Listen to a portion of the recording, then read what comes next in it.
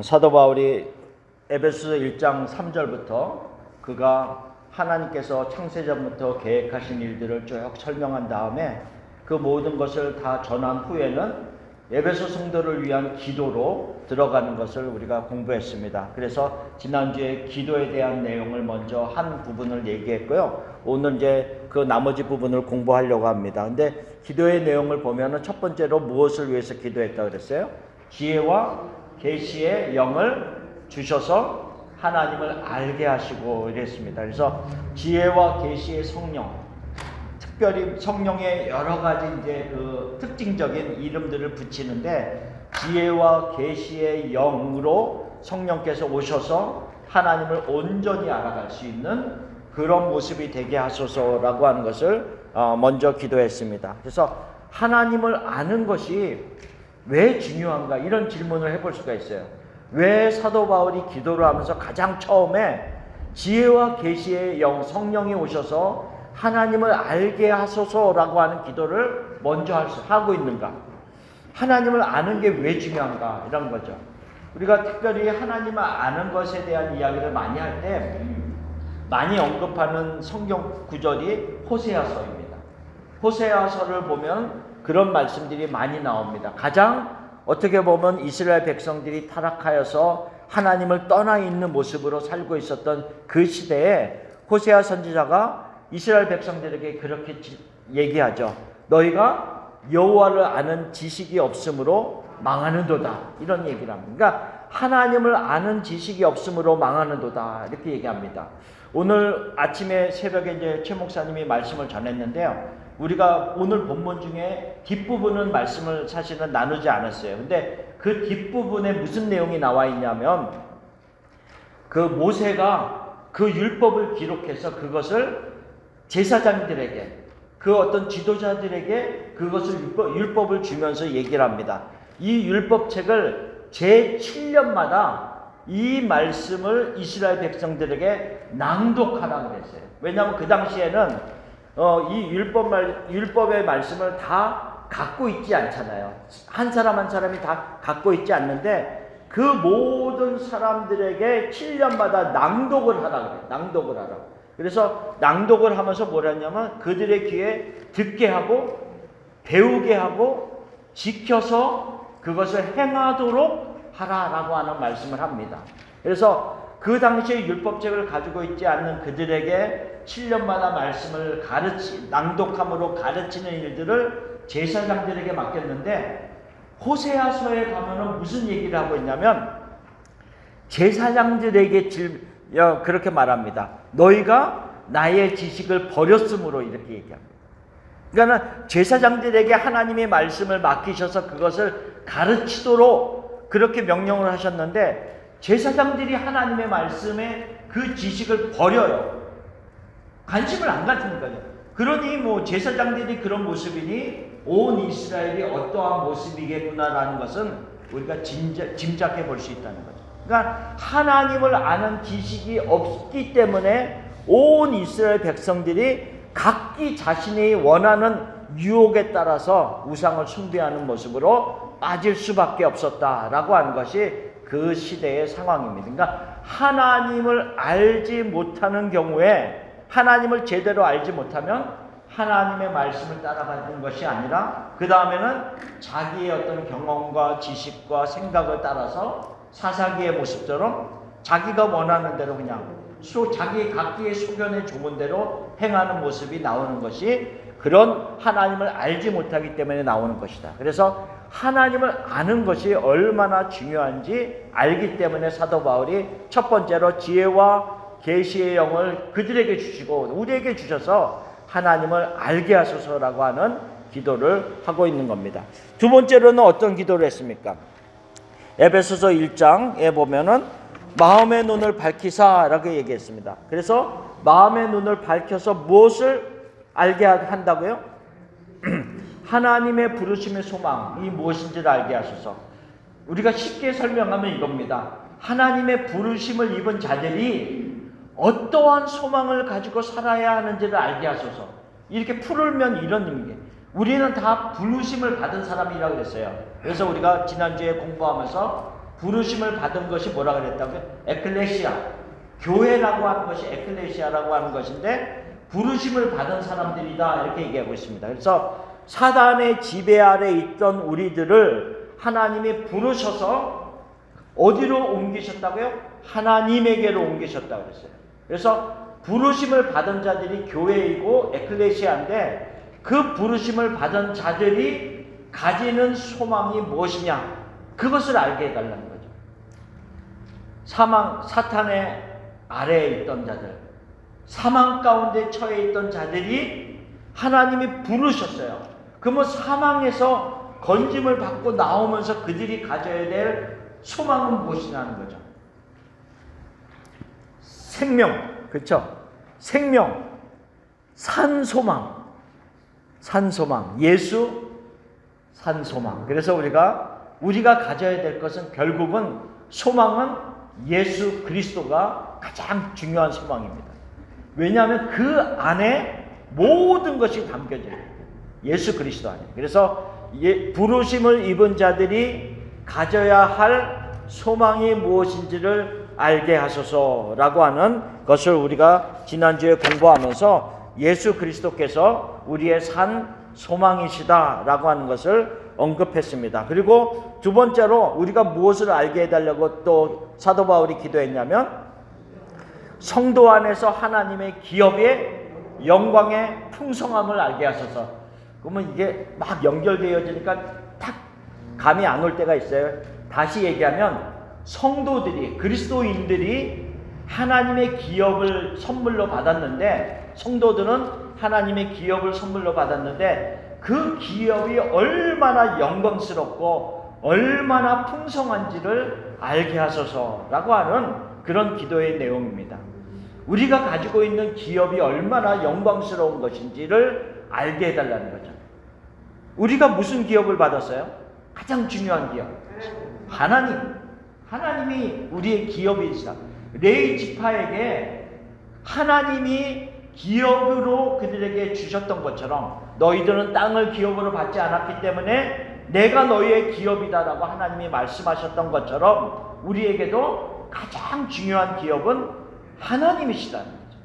그리고 나서 하나님이 우리에게 주시는 또 다른 기업들이 여럿이 있지만 가장 중요한 것은 하나님이시다. 그러니 그 하나님을 우리가 기업으로 받았으니 그 영광에 동참하고 하나님과 함께 누리를 그 풍성함이 어떤 것인지를 깨닫는 것이 필요하다라고 하는 것이죠. 우리가 그래서 지난 학기에 계시록을 공부하면서 이 계시록 7장에서 보면은 이 땅에서는 그 큰 환란을 지나가는 14만 4천 명이지만 계시록 14장에 가서는 어떤 모습이라 그랬어요? 시온산에서 어린 양과 함께 서 있는, 그리고 새 노래를 부르고 모세의 노래, 어린 양의 노래를 부르면서 영광 가운데 참여하는 그들의 모습들을 보여주고 있는데, 하늘에서는 그 영광의 모든 풍성함이 우리가 누리게 될 기업이다라고 하는 것을 이야기하고 있습니다. 이 기업에 대한, 땅에 대한 이야기를 하면요, 개인적인 이야기지만 저의 아버님의 마지막 때가 자꾸 생각나요. 그러니까 아버님이 돌아가시기 바로 전날 그런 말씀을 하셨어요. 저 넓은 땅을 나에게 주셨다 그러셨어요. 그래서 하나님 누가요? 그랬더니 하나님이 전날, 그 바로 돌아가시기 전에 저 넓은 땅을 나에게 주셨다. 근데 저희 아버님 같은 경우는 아주 평범하게 그냥 신앙생활 하신 분이, 물론 장로님이시지만 평범하게 신앙생활 하신 그런 늘 그냥 기쁨으로 충성스럽게 하신 이런 장로님이셨어요. 근데 마지막 날 저 넓은 땅을 나에게 주셨다. 그리고 마지막에 뭐라 그러셨냐면 천국을 향하여 출발. 그리고 그 다음날 돌아가셨어요. 그러니까 그런 생각이 들어요. 하나님이 우리에게 주실 기업은 물론 하나님 자신의 그 영광의 기업이지만, 그러면서도 하나님 안에서 우리에게 주실 기업의 모든 것들을 다 하나님이 우리에게 누리게 하신다. 우리가 그것을 아직은 정확하게 눈으로 보는 것처럼 다 이렇게 아직 수건으로 가져져 있는 모습과 같은 모습이지만, 그 모습을 볼 때 얼마나 영광스러울까라고 하는 생각을 상상해 봅니다.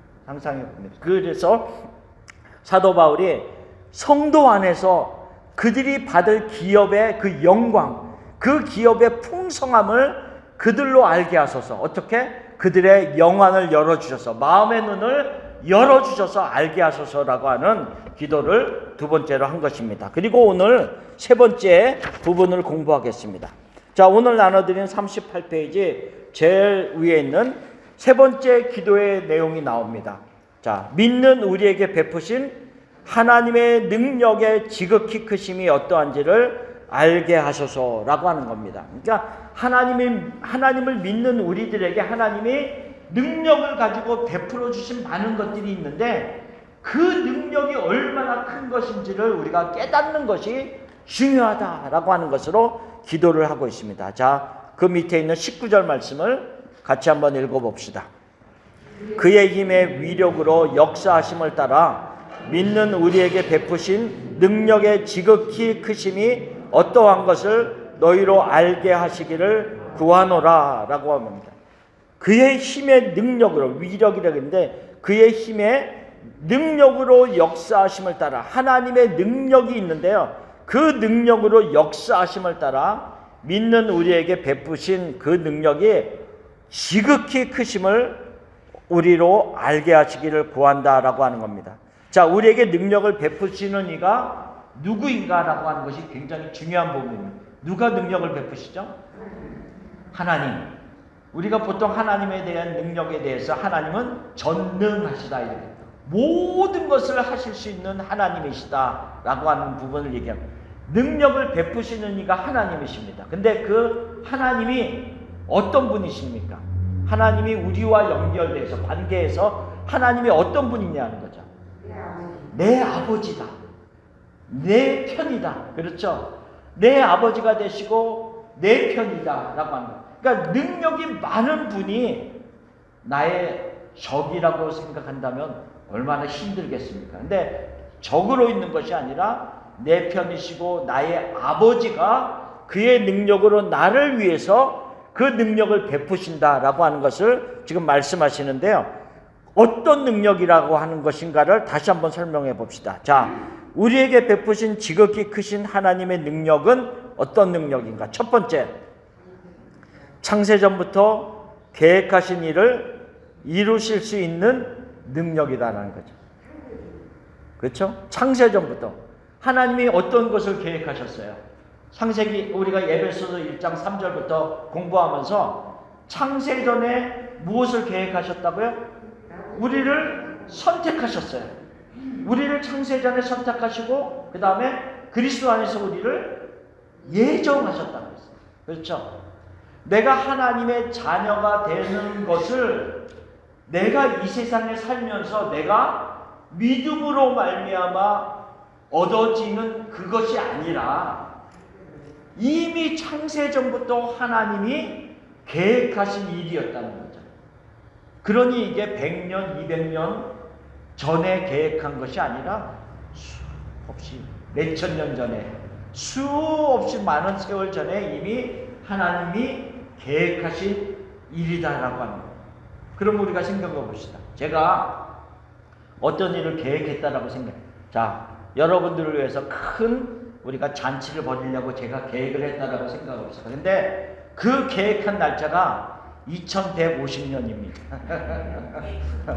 자, 2150년에 우리 모두가 모여서 가질 잔치를 제가 계획했습니다. 그날 참석할 분 아무도 없을 것 같아요. 계획한 저도 없고 여러분도 없을 것 같아요. 그렇죠? 그러니까 우리가 먼저 창세전부터 하나님이 계획을 어떤 것을 하셨는데 그것을 현재 이루신다는 것을 살아 계셔야만 가능하다는 거지.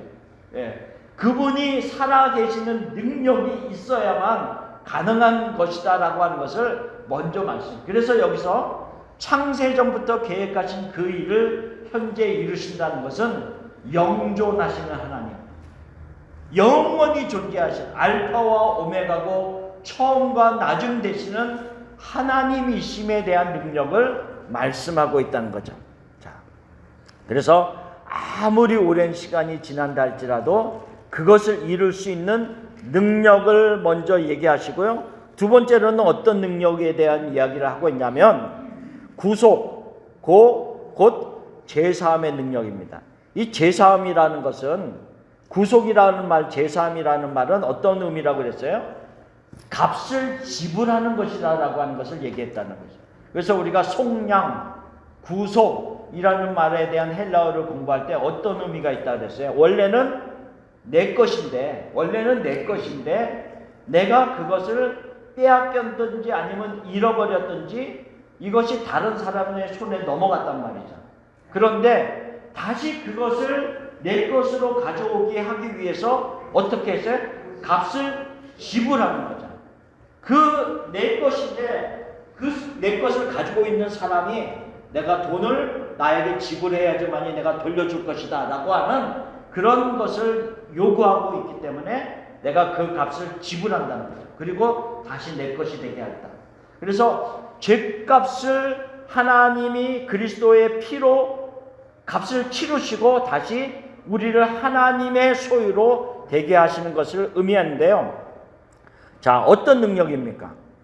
하나님의 능력은 뭐라 그랬어요? 모든 하나님의 자녀들을 위한 죄값 전부를 지불하실 수 있는 능력, 그리고 우리를 구원하실 수 있는 능력이시다. 죄값을 지불하는데 내가 100사람에 관계된 값만 지불할 수 있고 아니면 1000명, 10,000명, 10만 명까지만 가능한데 그 이상은 내가 값을 지불할 수 없어 라고 한다면 이미 그 한계가 지난 이후에 우리들은 구속을 못 받겠죠. 속량을 못 받겠죠. 그런데 여기서 하나님의 능력은 뭐냐면 오고 오는 모든 세대의 하나님의 사람들의 모든 죄의 값을 지불하실 수 있는 능력이 있으시다 라고 하는 것을 말씀하는 거죠. 왜? 짐승의 피가 아니라 하나님의 피, 예수 그리스도의 피값으로 지불했기 때문에 가능하다라고 하는 것을 말씀하고 있는 겁니다.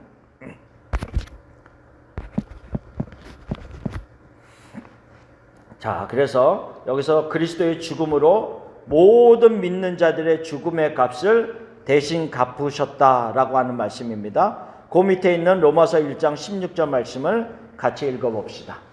내가 복음을 부끄러워하지 아니하노니 이 복음은 모든 믿는 자에게 구원을 주시는 하나님의 능력이 됨이라. 아멘. 예를 들면 이렇게 생각해 봅시다. 저의 아버지가 너무 재산이 많아. 예를 드는 거예요. 억만장자야. 너무 부끄러워. 돈이 많아서. 이렇게 생각하는 사람 별로 없을 것 같아요. 그렇죠? 우리 아버지가 돈이 너무 많으면 안 물어봐도 얘기하고 싶어. 사람의 마음은 모든 것을 많이 갖고 있으면 뭔가 이렇게 나타내 보이고 싶은 마음이 있습니다. 그것이 뭐 내가 가지고 있는 어떤 재물이라든지 어떤 것을 통해서도 내 아버지가 아니면 내가 많은 것을 소유하고 있음을 나타내려고 해요. 그런데 우리가 여기 로마서 1장 16절에 보면 뭐라 그랬어요? 이 복음은 모든 자를 구원하실 수 있는 능력이 있다고 그랬어요. 그러니까 아까 우리가 구속이라는 말로 다시 생각해 보면 죄값을 치르는 데 있어서 100사람, 10,000사람, 10만 이 정도가 아니라 모든 사람의 죄값을 치를 수 있는 어마어마한 능력의 그 모습을 가지고 있는 거거든요. 근데 너무 부끄러워. 말이 안 되죠.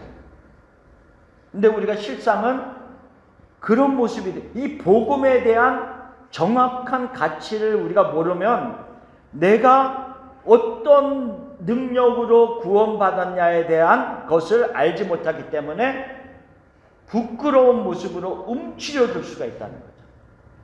왜? 하나님을 알지 못하기 때문에.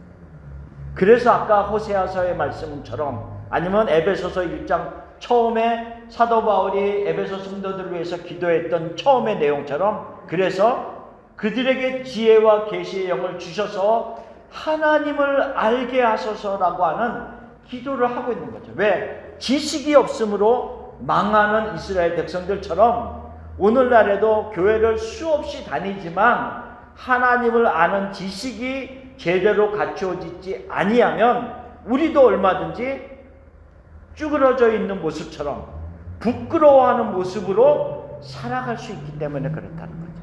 그래서 우리가 복음의 능력, 하나님의 그 능력을 제대로 아는 것이 중요하다라고 하는 것을 말씀하고 있습니다. 자, 세 번째로 어떤 능력이 있습니까? 죽은 자를 살리시는 부활의 능력이다라고 하는 것입니다. 죽은 자를 살리시는 그 부활의 능력입니다.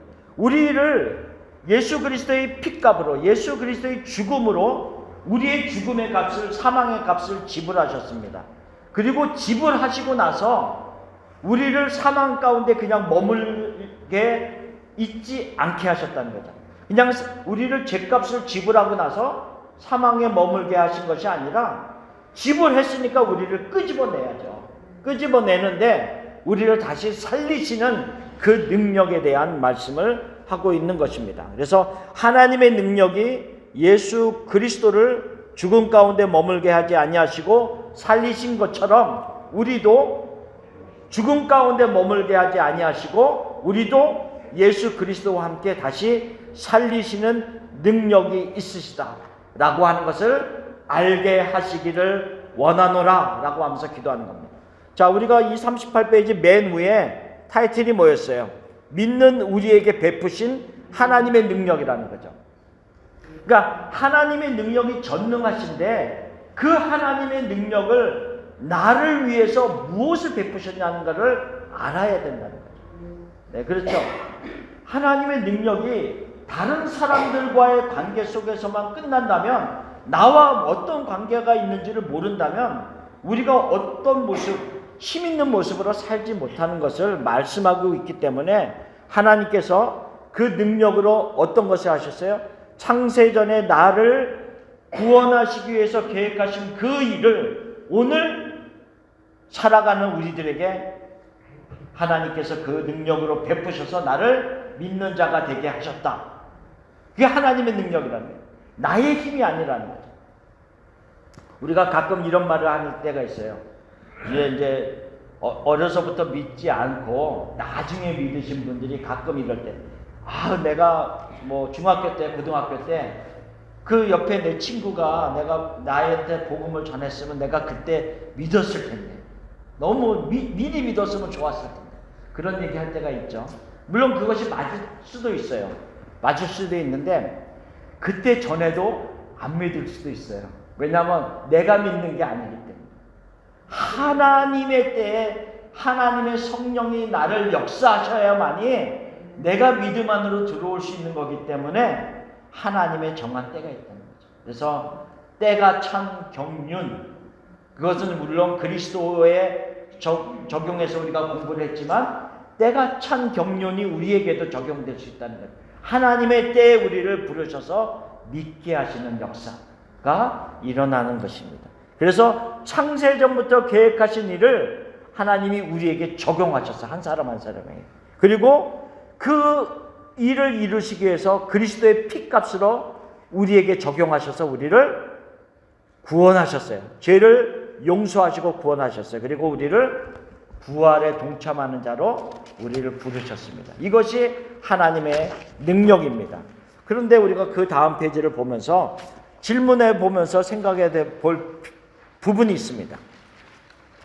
자, 물론 우리가 세 가지에 대한 하나님의 능력을 우리가 나누었지만 그 외에도 너무나도 많은 것들이 많습니다. 우리가 잠깐 언급하자면 오고 오는 모든 세대에 하나님께서 그들에게 기업을 주실 수 있는 능력도 하나님은 있으세요. 하나님 스스로가 기업이시지만 또 우리에게 베푸시는 너무나도 큰 은혜의 기업들이 있다는 거죠. 또 우리가 이 시대를 살아가면서 각각의 개인의 삶 속에서 하나님이 우리에게 베푸신 은혜와 능력들이 있어요. 나름대로. 그러면 우리가 생각해 봅시다. 우리 각자를 돌아볼 때, 하나님이 나에게 이런 은혜를 언제 주셨지? 맞아, 그때 우리 하나님이 나에게 이런 은혜를 베푸셔서 라고 하는 그런 개인적인 경험들이 다 있단 말이죠. 그러면 우리가 그 경험들을 통해서 받은 은혜들을 얼마나 계속 간직하면서 하나님의 그 크신 능력을 우리가 알고 지내가고 있는가를 돌아볼 필요가 있다는 거예요. 이스라엘 백성들을 한번 생각해 봅시다. 이스라엘 백성들이 출애굽할 때 하나님이 10가지의 재앙을 애굽 백성들에게 내렸습니다.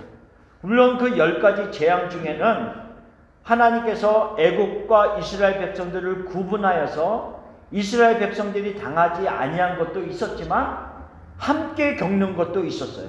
함께 겪는 것도 있었고 또 다른 면에 있어서는 직접 당하지는 않았지만 그 큰 하나님의 역사들을 애굽 백성들에게 내리는 것을 또 몸소 바라보면서 체험했단 말이죠.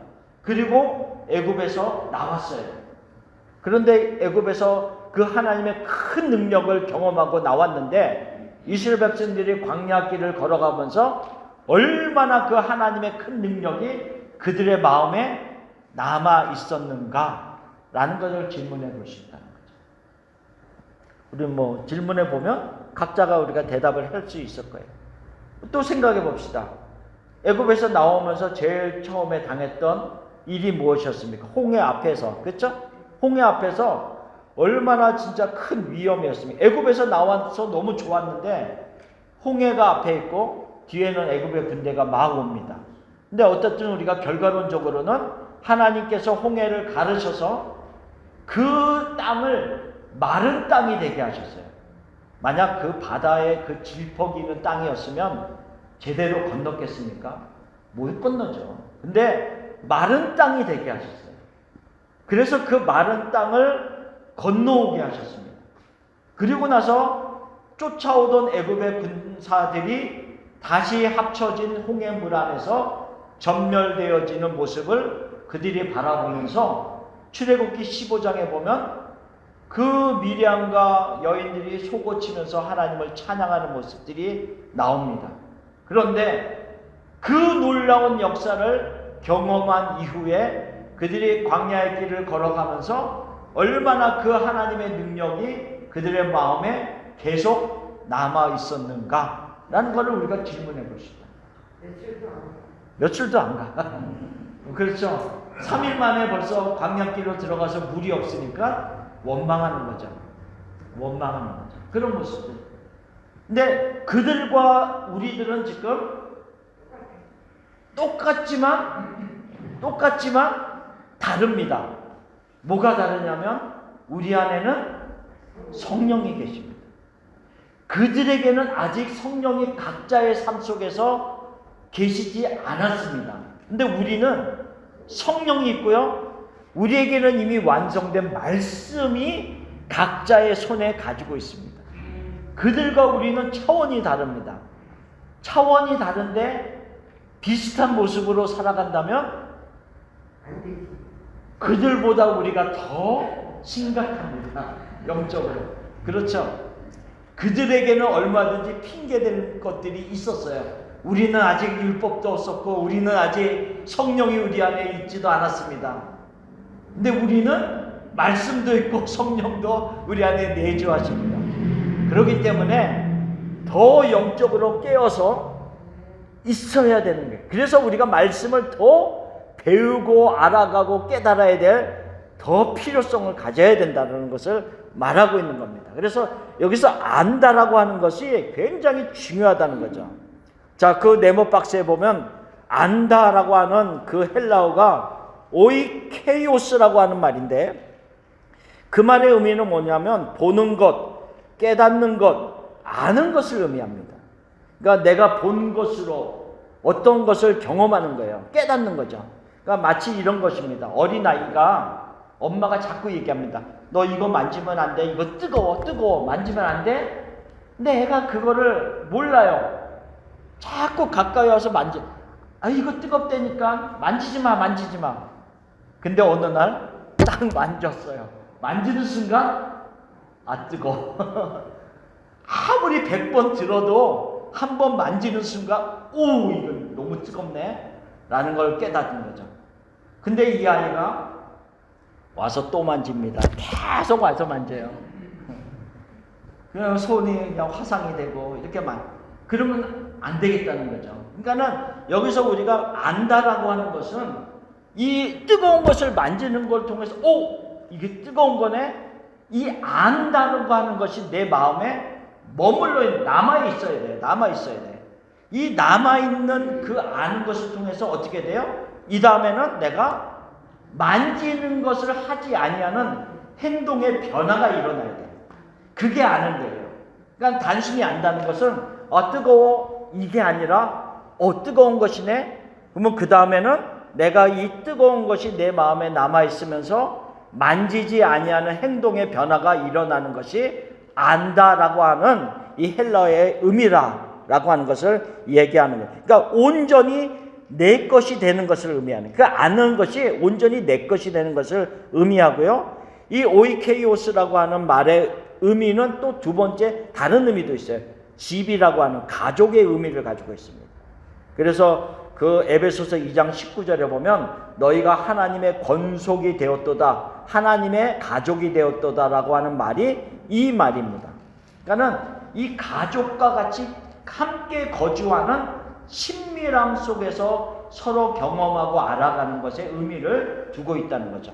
그래서 그 네모 박스 밑에 보면 제가 이렇게 써놨습니다. 안다는 것은 경험하는 것이고 그 경험을 통해서 깨닫는 것이고 그 깨달음이 마음에 남아있는 것이다. 그리고 마음에 머물고 있는 그 알을 통하여서 내 삶이 변화하는 것을 의미한다. 이전과는 다른 반응이 나오도록 만드는 것이 아는 것이다.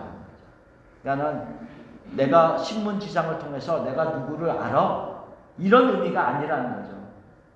간접적으로 아는 것이 아니라 직접적으로 내가 그 사람과 함께 경험하고 같이 살면서 알아가는 그런 의미를 안다라고 하는 것을 말씀하고 있습니다. 그래서 사도 바울이 에베소 성도들을 위해서 기도할 때 하나님 그들의 마음의 눈을 밝혀주셔서 그들에게 이것을 알게 하소서라고 하는 것. 어떤 것을 알게 하소서라고 했어요? 네? 물론 이제 지혜와 계시의 영을 주셔서 하나님을 알게 하소서라고 하는 것을 기도했고, 또 두 번째로는 부르신 자들이 가져야 될 소망이 무엇인지를 알게 하소서. 또 무엇이 있었어요?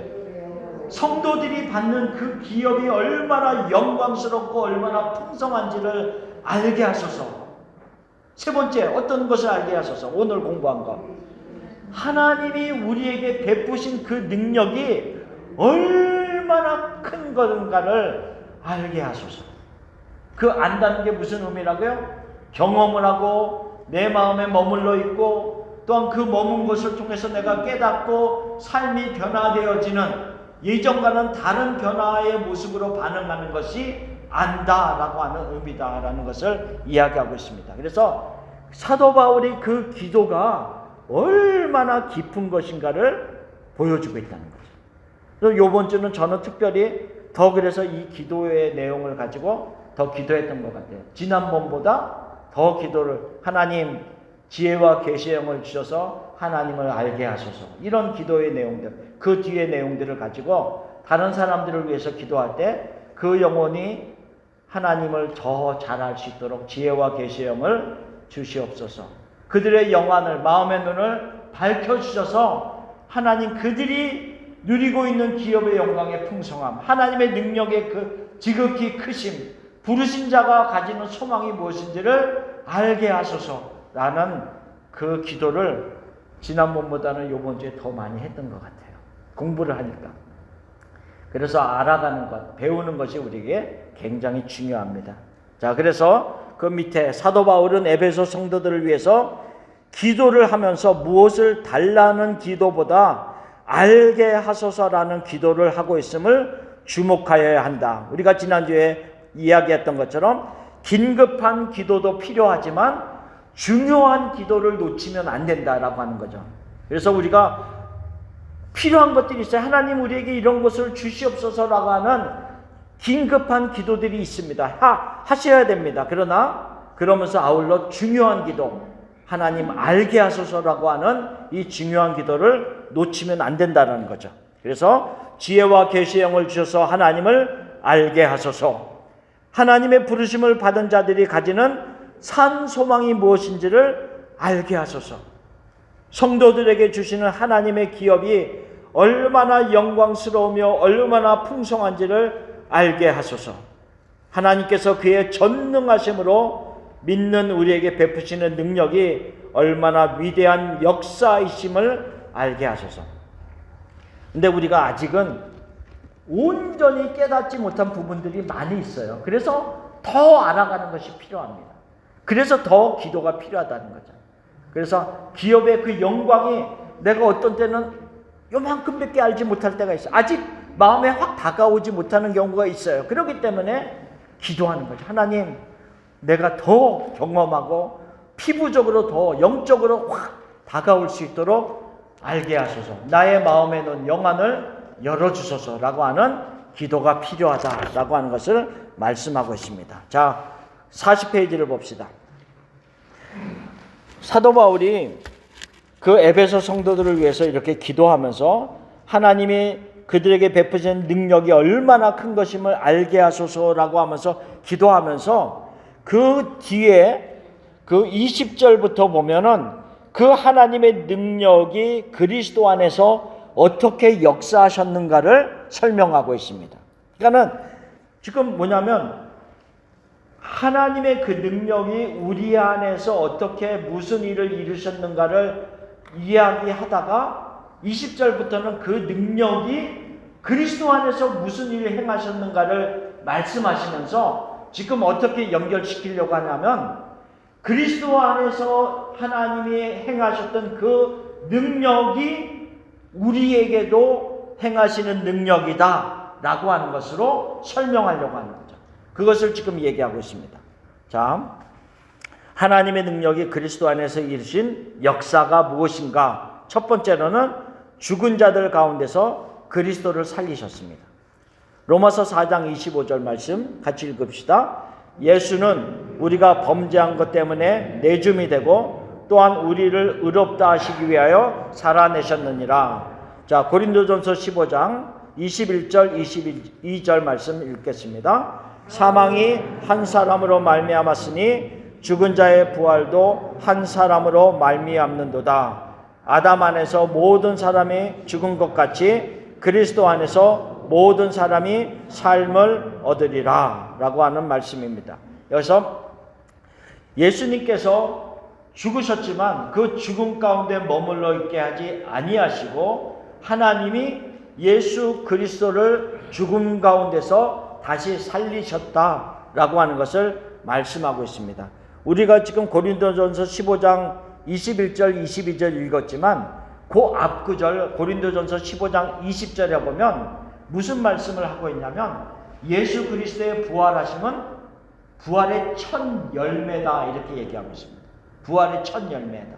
그 말의 의미는 뭐냐면 그리스도 안에 있는 우리들이 부활의 첫 열매를 따라서 두 번째, 세 번째, 네 번째 계속 나오는 부활의 열매들이 될 것이다 라고 하는 의미로 말씀을 하고 있는 겁니다. 그래서 하나님의 능력이 그리스도 안에서 그를 살리셨다. 우리도 부활에 동참하게 될 것이다 라고 하는 것을 이야기하고 있습니다. 이거는 아까 우리가 조금 전에 이야기했던 부분이라서 넘어가겠습니다. 두 번째로 하늘에서 자기의 오른편에 앉히셨다 이렇게 얘기하고 있습니다. 그러니까 예수님이 무덤 가운데 다시 나오셔서 부활하셔서 승천하시고 하나님의 오른편의 보좌 위에 앉으셨다 이렇게 얘기하고 있습니다. 그 말의 의미는 뭡니까? 보좌에 앉으셔서 통치하신다. 권세가 있으시고 다스리시는 권세가 있음을 말씀하고 있다는 거죠. 자, 로마서 8장 34절 죽으실 뿐 아니라 다시 살아나신 이는 그리스도 예수시니 그는 하나님 우편에 계신 자요 우리를 위하여 간구하시는 자신이라. 지금 보좌 우편에 앉아 계셔서 다스리시는 분이시고 뭐라 그래서 또 우리를 위하여 간구하시는 자신이라. 그래서 우리가 지난번에 우리의 기도에 대한 정체성을 공부할 때 제가 여러 가지 말씀 중에서 하나 얘기했죠. 우리는 그리스도와 기도를 통하여 동역한다. 이런 얘기예요. 그러니까 우리가 하나님 앞에 기도하고 그 기도는 그 제단에 있는 불을 담은 향에 연기와 더불어서 보좌로 올라갈 때 우리의 기도가 함께 올라간다 그랬어요. 그래서 그 기도를 들으신 하나님이 땅을 향해서 베푸시는 능력이 있음을 요한계시록에 말씀했는데 그 말씀이라는 거죠. 우리를 위해서 간구하시는 예수 그리스도의 모습을 말씀하고 있습니다. 자, 사도행전 2장 36절. 너희가 십자가에 못 박힌 이 예수를 하나님이 주와 그리스도가 되게 하셨느니라 라고 하면서 하나님께서 보좌 우편에 그리스도를 앉히시면서 계시록에 보면 뭐라 그랬어요? 우리도 만국을 다스리는 권세를 주신다라고. 동일하게 그리스도에게 주신 그 권세를 우리에게도 각각 나누어 주실 것을 말씀하고 있다는 거죠. 자, 세 번째, 모든 이름에 뛰어나게 하시고 또 만물을 그의 발 아래 복종하게 하셨다라고 하는 겁니다. 요것은 조금 설명이 필요합니다. 왜냐하면 그 당시 소아시아 교회, 에베소가 소아시아에 있었잖아요. 터키, 지금의 터키, 튀르키예에 있는 그 지역에 있었는데 이 소아시아 지역에 그 당시에 많이 가르치는 횡행하고 있는 잘못된 사상이 뭐였냐면 천사 숭배였어요. 그래서 천사의 어떤 지위들을 굉장히 높이면서 다른 한편으로는 예수 그리스도의 어떤 사역을 낮추는 그런 것들이 있었다는 거죠. 그래서 그 잘못된 이단의 사상들을 지적하면서 지금 사도 바울이 그들이 에베소 교회 성도들에게 말씀을 하고 있는 거예요. 그래서 모든 이름에 뛰어나게 하셨다라고 하는 것을 이야기하고 있는데요. 지금 성경에 보면 21절에 제가 그렇게 구체적으로 쓰지는 않았지만 21절에 보면 뭐라고 얘기하면 모든 통치와 권세와 능력과 주권과 이런 얘기를 하고 있어요. 그러니까 영적인 어떤 세력들에 대한 이야기를 하고 있는 거예요. 그 안에는 천사도 포함이 되는 것을 지금 설명을 하고 있습니다. 그러니까 영적인 어떤 그 존재들이라 할지라도 그 모든 것이 예수 그리스도의 발 아래 무릎 꿇게 하셨다라고 하는 것을 말씀하고 있습니다. 여기서 기억할 거는 만물을 그의 발 아래에 복종하게 하시고 라고 하는 그 부분을 기억하면서 그 다음 부분을 우리가 보겠습니다. 자, 만물은 예수 그리스도의 발 아래 복종하게 하셨다라고 하는 것을 말씀하셨습니다. 그리고 나서 네 번째로는 예수 그리스도를 만물 위에 교회의 머리로 삼으셨느니라 이렇게. 자, 저 그림이 있죠? 이렇게 그림 그려놨어요. 저기 그림입니다. 자, 요렇게 여기가 이제 만물입니다. 만물. 모든 이 세상의 것들이라는 거죠. 이 모든 이 세상의 것들 위에 무엇이 존재합니까? 이 만물 위에 교회가 존재합니다. 교회의 머리는 그리스도입니다. 예수 그리스도. 교회의 머리는 예수 그리스도. 그러면 교회는 그리스도의 몸이라고 하는 거죠. 그러면 그리스도와 이 교회는 연합된 상태입니다. 하나입니다. 하나. 자, 생각해 봅시다. 머리 없는 몸을 생각해 볼 수 있습니까? 저를 상상하면서 머리를 큰일 나죠. 머리 없는 몸도 없고 몸 없는 머리도 없어요. 이게 왜냐면 굉장히 중요합니다. 몸이 없는 머리가 없다니까요. 이 세상 안에서 그리스도께서 머리가 되셔서 이루시려고 하는 계획이 있단 말이에요. 그 계획이 있는데 그 계획을 누구를 통해서 이루냐면 교회를 통해서 이룬다는 거예요. 교회가 뭡니까? 교회가 우리가 교회라, 부르심을 받은 자들이 교회라 그랬잖아요. 에클레시아. 교회는 건물이 아니라 우리가 교회입니다. 그렇기 때문에 교회들이 모여서 교회의 공동체가 된 것이 좋은 비전교회의 한 지역교회의 의미를 갖고 있어요. 우리가 교회입니다. 자, 그리스도의 몸된 교회를 통해서 만물에게 이루시려고 하는 것이 있다는 거죠. 자, 먼저 23절을 봅시다.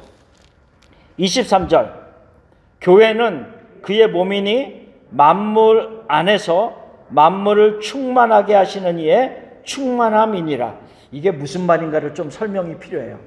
자, 교회는 그리스도의 몸이니 그랬어요. 그렇죠? 교회는 그리스도의 몸이니 그 다음에 만물 안에서 그랬어요. 우리는 어쨌든 간에 우리 이 교회는 이 세상에 우리가 다 살고 있습니다. 만물 위에 어떤 그 위치적으로는 만물 위에 존재하지만 우리는 만물 안에서 이 세상 안에서 살고 있습니다. 그렇죠? 그래서 만물 안에서 그랬어요. 그 다음에 만물을 충만하시게 하시는 이 예수 그리스도예요. 만물을 무언가를 그리스도로 복음으로 충만하게 하시고자 하시는 이는 그리스도 머리 대신 그리스도라는 거죠. 근데 이 만물을 그리스도로 복음으로 하나님의 은혜로 충만하게 하시는 그 일을 누구를 통해서 하신다고요?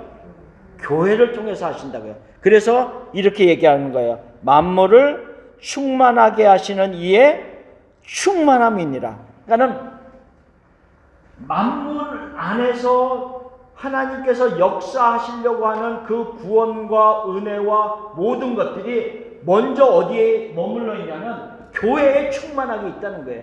그래야지만이 이 교회가 그리스도의 역할을 이 만물 안에서 감당하면서 그 만물 안에서 복음을 가득하게 하고 하나님의 은혜를 가득하게 하는 역사를 이룰 수 있다라고 하는 것을 이야기합니다.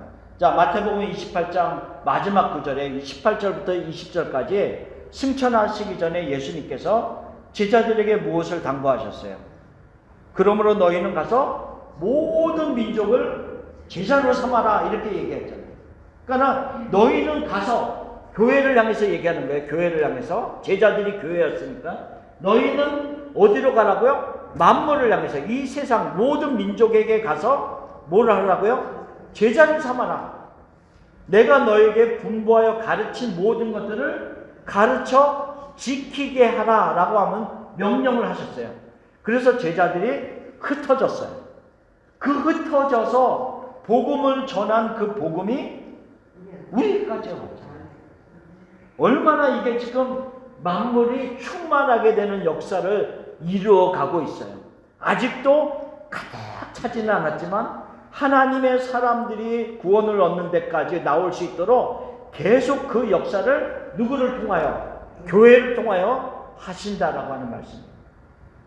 이 말씀을 지금 에베소서에서 말씀하고 있습니다. 그러니까 이 지금 이야기하는 그 마지막 이 구절이 에베소서에서는 굉장히 중요한 의미를 담고 있는 구절입니다. 그래서 에베소서는 교회론을 아주 심의하게 구체적으로 아주 잘 말씀하고 있는 것이 에베소서예요. 그래서 우리가 몸이 없는 머리가 없다라고 한 것처럼 그리스도도 그리스도의 역사를 이루기 위해서는 몸된 우리들이 굉장히 필요합니다. 그거를 우리가 이제 신학적으로는 보충적인 역할을 한다. 그러니까 그리스도 자체가 부족해서 우리가 보충해 주는 것이 아님에도 불구하고 이 세상 안에서 그 역사를 충만함의 역사를 이루시기 위해서는 하나님이 우리를 필요로 하신다라고 하는 영광적인 직분을 우리에게 주셨다라고 하는 그런 의미를 가지고 있다는 거예요. 그러니까 얼마나 영광스러운 일입니까? 그래서 사과나무에 사과를 맺게 하기 위해서는 아니면 포도나무에 포도가 맺게 하기 위해서는 포도 줄기만 있으면 안 된다는 거잖아요. 가지가 있어야 된다. 그렇죠? 가지가 있어야 열매를 맺잖아요. 그렇죠? 가지가 있어야지.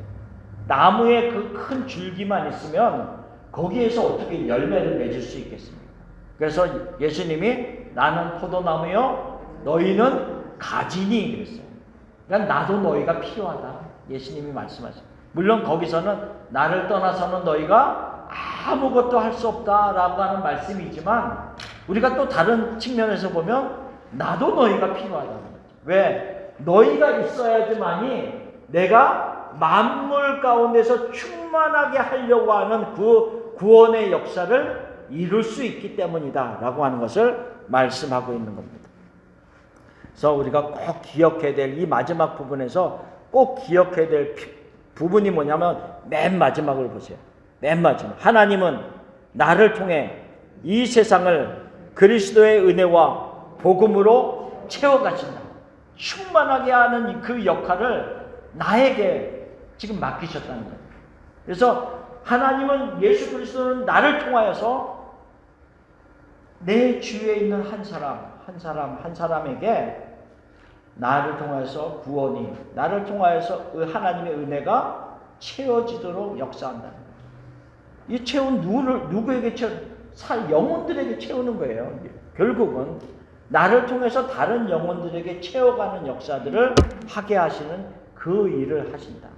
교회가 맡은 역할이다 라고 하는 것을 말씀하고 있습니다. 그러니까 교회가 바로 세워져서 그들의 역할을 감당하는 것이 얼마나 필요한 일인가라고 하는 것을 이야기하고 있다는 거죠. 그래서 세상에 많은 사람들이 교회에 대해서 잘못 세워질 때 왜 교회가 왜 저런가? 왜 교회가 맨날 싸우는가? 뭐 이런 부정적인 이야기들을 하고 있지만 그러나 또한 교회를 통하여서 예수 그리스도께서 이루어 가시는 놀라운 신비한 역사들이 또 굉장히 많이 저변적으로 깔려서 이루어지고 있음을 우리에게 말씀하고 있습니다. 그래서 우리는 교회입니다. 그리고 나를 통해서 하나님의 은혜와 복음을 우리 주위에 있는 사람들에게 채워가기를 원하십니다. 아멘. 그 역할을 잘 감당하기를 바랍니다. 그래서 오늘은 여기까지입니다. 그래서 오늘까지 에베소서 1장을 마무리했습니다. 그래서 에베소서 1장을 계속 반복해서 읽으시면서요, 이게 무슨 내용인가를 다시 이렇게 복습하시고 다시 마음에 잘 새길 수 있게 되기를 바랍니다. 그래서 에베소서 1장 말씀을 잘 품으면요, 전반적으로 믿음 안에서 더 견고히 세워질 수 있는 굉장히 중요한 부분이 많이 있습니다. 그 부분을 꼭 마음에 새기시기를 바랍니다. 기도하겠습니다. 하나님 아버지 감사합니다. 우리 가운데 함께 하시고 우리 가운데서 역사하여 주시고 그 주의 크신 능력으로 우리를 구원하여 주심을 감사합니다. 하나님, 우리 모두에게 지혜와 계시의 성령께서 더욱 강하게 임재하셔서 하나님을 온전히 알아가는 우리가 되게 하여 주시옵소서.